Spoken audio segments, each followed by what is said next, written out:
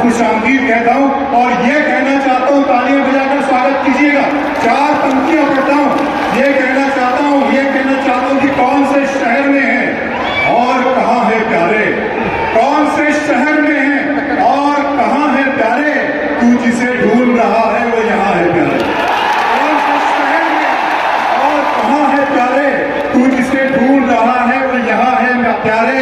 प्यार की एक नजर डाल और खरीद मुझे, ये मेरा दिल तो मोहब्बत की दुकान है प्यारे। हिंदुस्तान के प्यारे किसानों, ये जो 1 लाख रुपए महिलाओं के जाएंगे और 1 लाख रुपए हिंदुस्तान के बेरोजगार युवाओं को जाएंगे, ये आपको भी मिलेंगे क्योंकि आपके घर में भी ये पैसा आएगा। मगर वो शुरुआत है। नरेंद्र मोदी जी ने 10 साल में आपका कर्जा माफ नहीं किया।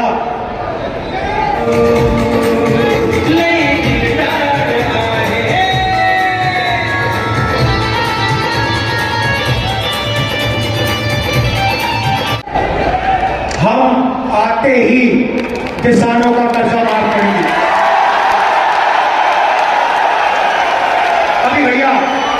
अभी भैया मूड नहीं बना, ताली मत बजाओ, मैंने बात खत्म नहीं की। क्रांतिकारी बात अब बोल रहा हूं, वो तो नॉर्मल बात थी कर्जा माफ वाली, क्रांतिकारी बात सुनो। हम एक किसानों का आयोग बनाने जा रहे हैं और यह आयोग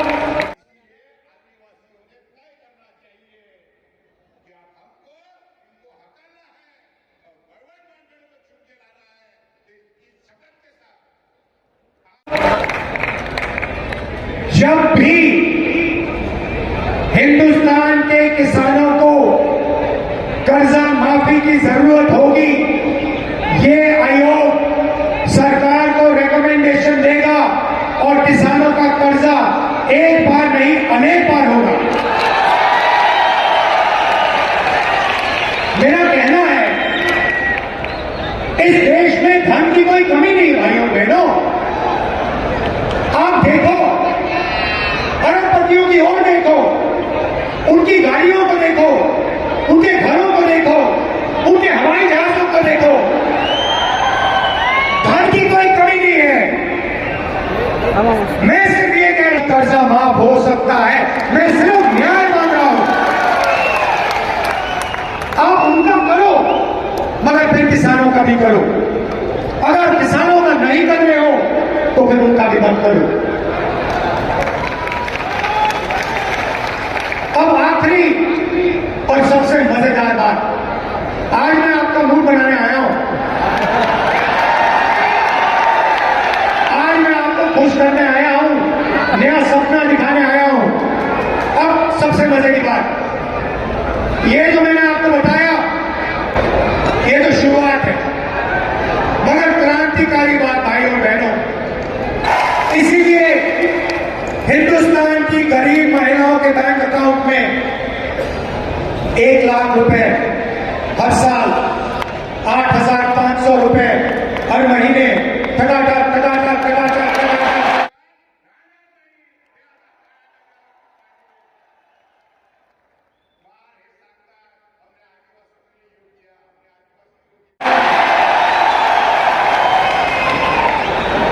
दूसरी बात,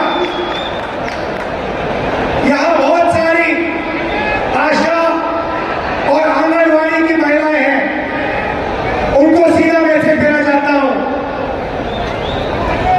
आपकी आमदनी हम दुगनी करने जा रहे हैं और हिंदुस्तान की सरकार में और पब्लिक सेक्टर में महिलाओं को 50% रिजर्वेशन देने जा रहे हैं।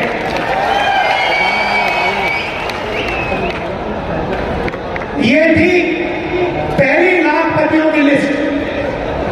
अब मैं आपको दूसरी लाखपतियों की लिस्ट देने जा रहा हूं।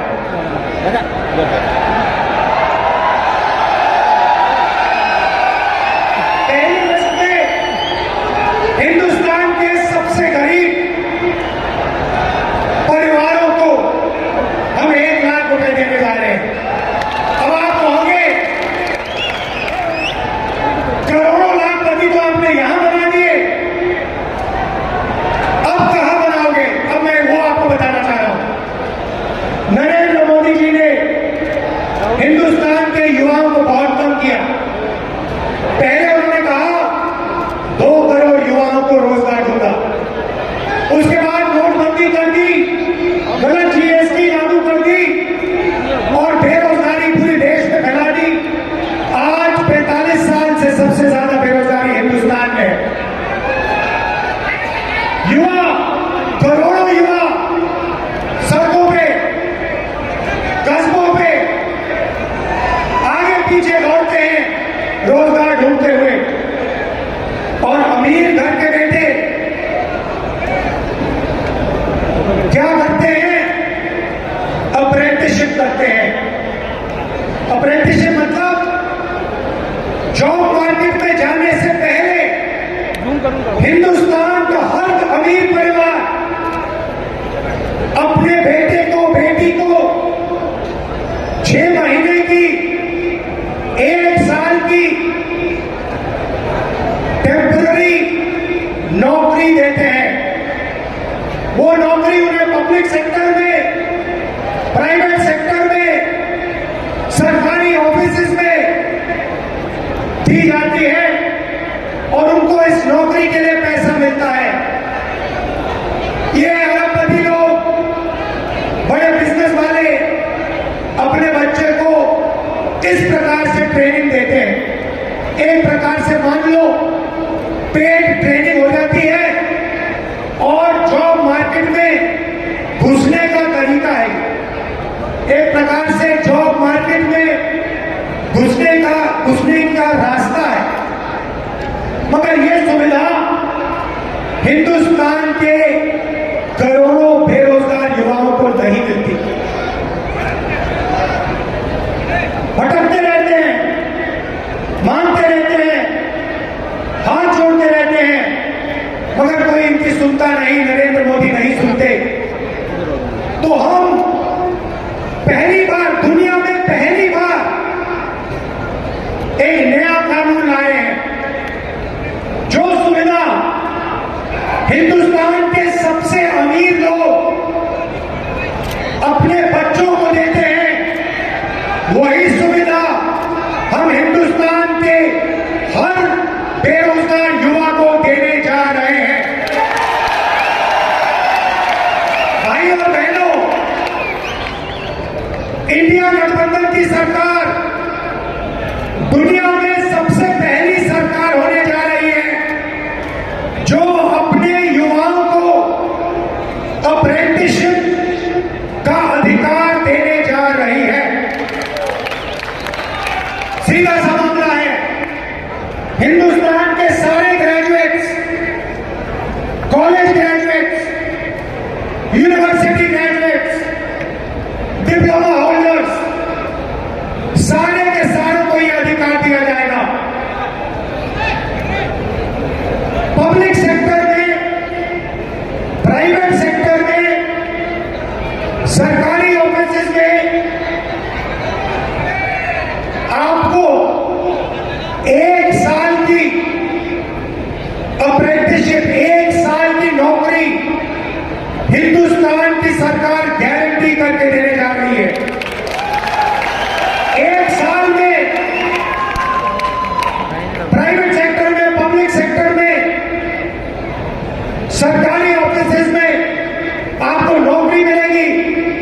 और ट्रेनिंग मिलेगी।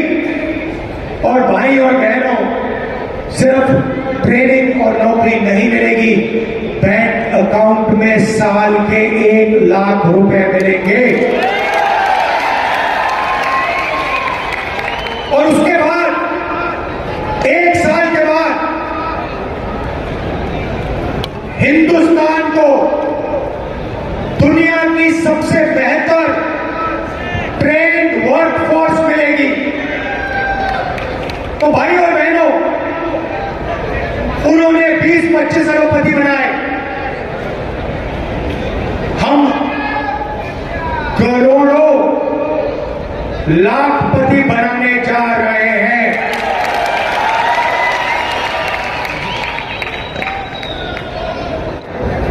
हम मीडिया में नहीं चाहते, हम कॉर्पोरेट इंडिया में भी नहीं चाहते। तो मैं कहूंगा ठीक है, सरकार तो ले लो। तो सरकार में देखते हैं, सरकार में दिल्ली की सरकार को 90 अफसर चलाते हैं, आईएएस अफसर हैं। बजट को वो बांटते हैं, 1-1 रुपया का निर्णय लेते हैं। डिफेंस में कितना जाएगा,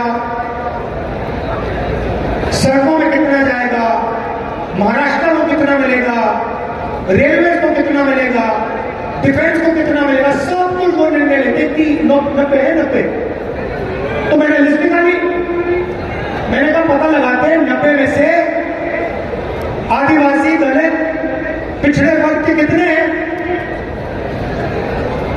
आपको पता है, शर्म की बात है, 90 में से 1 आदिवासी है और उसको पिछले ऑफिस में कहीं बैठा रखा है।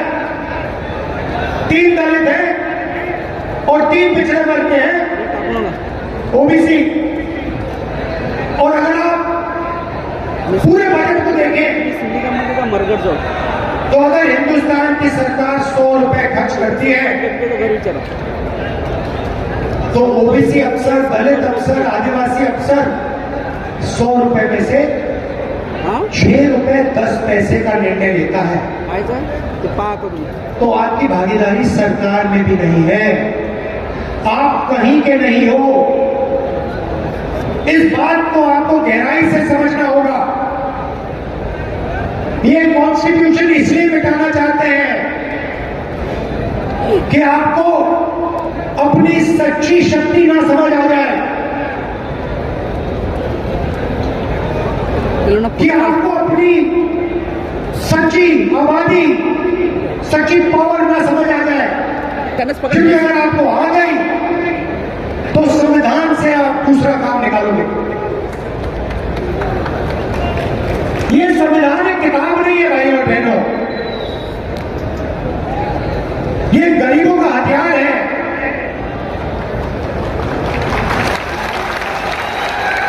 और इस हथियार को नरेंद्र मोदी 22-25 लोगों के साथ मिलकर खत्म करने की कोशिश कर रहे हैं। और जब भी मैं इस बात को बोलता हूं, नरेंद्र मोदी आपके ध्यान को इधर उधर ले जाते हैं। कभी पाकिस्तान, कभी चाइना, इधर उधर इधर उधर। सीधा सा उदाहरण, राम मंदिर का इनॉग्रेशन आपने देखा? पार्लियामेंट का उद्घाटन आपने देखा? राष्ट्रपति का चेहरा आपने उद्घाटन में देखा? क्यों नहीं? हिंदुस्तान की हेड ऑफ स्टेट है, राष्ट्रपति हैं, आदिवासी हैं, उनको ना राम मंदिर में जाने दिया और ना नए पार्लियामेंट में घुसने दिया। और फिर आदिवासियों की बात करते हैं, आपको नया नाम दे दिया, वनवासी।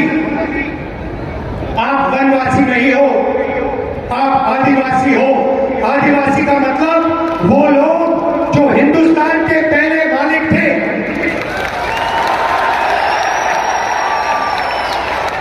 तो भाई और बहनों, दूध का दूध, पानी का पानी करना है, हिंदुस्तान का एक्सरे कराना है।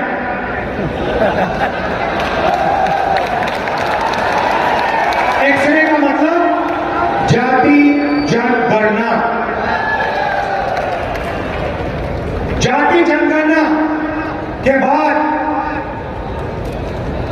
दलितों को, आदिवासियों को, पिछड़ों को, गरीब जनरल कास्ट के लोगों को, माइनॉरिटीज को, सबको अपनी आबादी के बारे में साफ पता लग जाएगा। किसकी कितनी आबादी है, और जाति जनगणना के साथ हम इकोनॉमिक सर्वे कराएंगे, हिंदुस्तान की हर संस्था का सर्वे कराएंगे, और दूध का दूध, पानी का पानी हम कर देंगे। ये जैसे सफेद क्रांति हुई, हरी क्रांति हुई, ये क्रांतिकारी निर्णय है भाइयों और बहनों, और ये काम हम सरकार बनाने के एकदम बाद करने जा रहे हैं। तो ये मैं आज आपसे कहने आया था। मजा आया? जितना पैसा भाइयों और बहनों, जितना वो अरबपतियों को देंगे ना, जितना अरबपतियों को देंगे, उतना हम किसानों को, मजदूरों को, गरीबों को, पिछड़ों को, दलितों को, आदिवासियों को देंगे। तो याद रखिए, दो तरीके से हम लाखपति बनाने जा रहे हैं। महालक्ष्मी योजना और अप्रेंटिसशिप का अधिकार। और इन दो क्रांतिकारी काम करने के बाद हिंदुस्तान का चेहरा बदलने जा रहा है। प्यारे देशवासियों, विशेष रूप से अमरावती मतदार संघ की बुजुर्गों, दोस्तों, नौजवान साथियों, माताओं और बहनों, हालांकि ये बर्वक कहानी नहीं लिखती, हालांकि ये बर्वक कहानी नहीं लिखती, तारीख कभी खून को पानी नहीं लिखती। मैं इसलिए जिंदा हूं कि मैं बोल रहा हूं, दुनिया किसी गूंगे की कहानी नहीं लिखती। आज आप लोगों के दरमियान दो तीन बहुत मुख्तसर सी बातें करूंगा, वक्त बहुत कम है।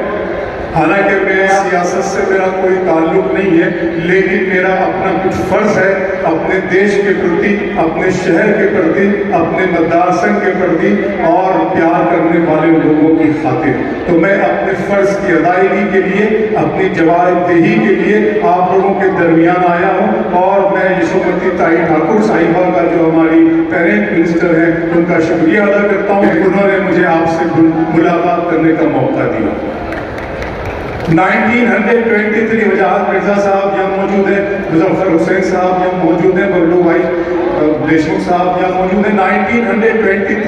1923 में जब मौलाना अबुल कलाम आजाद जीतता गया, कुछ बुरे लोगों की नजर उन पर पड़ गई, कुछ बुरी संगत में वो पड़ गई और थोड़ा सा वो बिगड़ गई।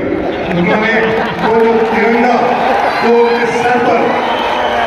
जो उनके सर पर तिरंगे का आंचल हमने यहाँ से डालकर भेजा था, उन्हें अपनी बहू, अपनी बेटी, अपनी माँ, कई नौजवान लड़कों ने समझकर उन्हें यहाँ से भेजा था। उन्होंने निराश किया, उन्होंने हमारी उम्मीदों पर पानी फेर दिया, हमारी अकीदत और हमारी मोहब्बत को जख्म दिए। दोस्तों, उन्होंने एक ही रंग के वस्त्र वहाँ पे धारण कर लिए, उसकी हमें शिकायत है, उसका हमें बहुत दुख है, और हम खामोशी से उस जख्म को बर्दाश्त करते रहे, उस जहर को पीते रहे।